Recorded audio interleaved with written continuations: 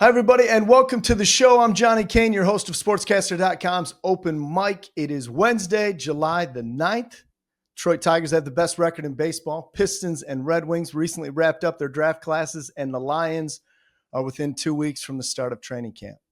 Life is good in the city, and I hope life is good wherever you are listening. Big show planned for you, heavy on baseball. It is promotion season, and 3 of the top 4 prospects in the Tigers organization are moving up a level. We're talking about Kevin McGonigal, Max Clark, Josue Briseño. They're headed from Grand Rapids to Erie to join the Seawolves. So we'll be talking to the voice of the West Michigan Whitecaps, Dan Hasty, a little bit later in the show. Also, the automated ball strike system could potentially make its way to Major League Baseball as early as next season. Are you in favor of more technological advancements in the game? We'll discuss with our panel of sportscasters.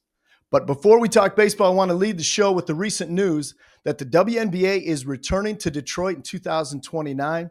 And I can tell you the interest in women's basketball, really women's sports in general, it's growing and it continues to gain momentum.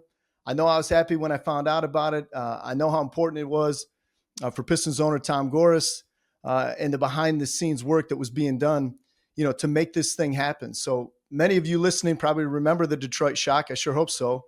That was Detroit's original WNBA franchise, established back in 1996. Shock won 3 NBA titles, WNBA titles.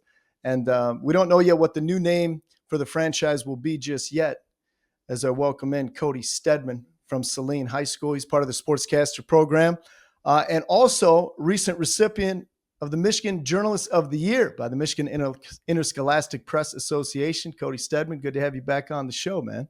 Thanks so much, Johnny. It's really nice to see how much the WNBA has increased in popularity over the past 4 years. In fact, the organization reports at least a 40% increase during the 2024 season alone compared to last year. And it's been the highest in the past 22 years, possibly because of the rookie season of Caitlin Clark. Yeah, I think so. But with the WNBA, they plan to expand to 18 teams by 2030, dubbing it the New Age expansion. Because we already had the Golden State Valkyries, which thankfully they were able to get a seed in. Toronto and Portland next year in 2026. And then part of that new expansion, we have Cleveland in 2028, Philadelphia 2030, and obviously the return of Detroit WNBA in 2029. Yeah, to me, it's exciting, obviously, because of, Caitlin Clark being, with the Indiana Fever, and now you've got Cleveland getting back in, Detroit getting back in.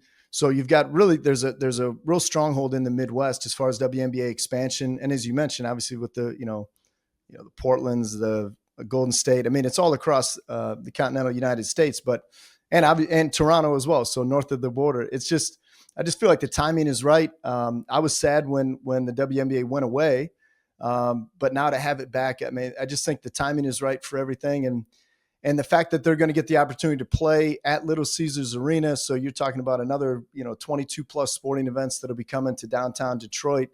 There's just an excitement around basketball. It's a passionate sports city, as we know. And I just feel like it's like with the NBA, with the Pistons, they have 3 NBA championships. And now with the Detroit WNBA franchise, there's a built-in history. Yes, this will be a new team, new expansion team, but there is a history of championship caliber basketball in this city with respect to women's basketball.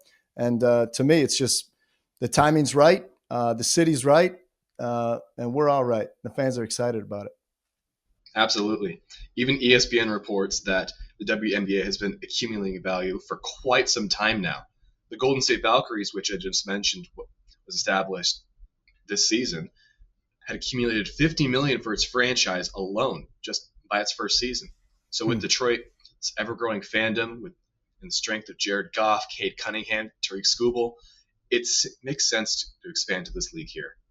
Well, it's 2009. You're all over it. 2009 is when the Shock, it was their last season here.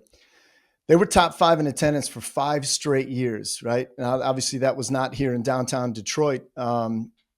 But, you're talking about top 5 in attendance.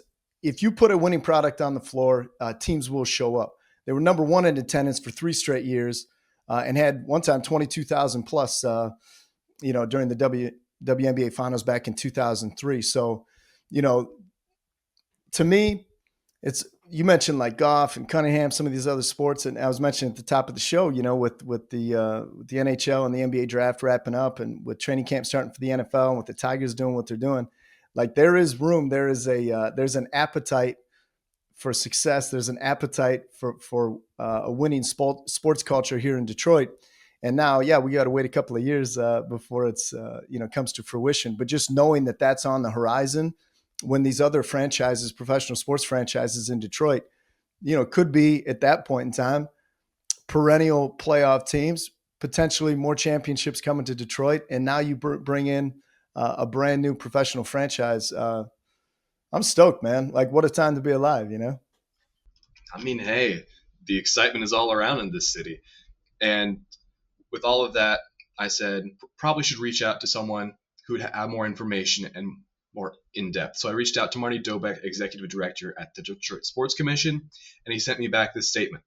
The return of the WNBA to the Motor City is a major win for Detroit and a celebration for basketball fans across the region.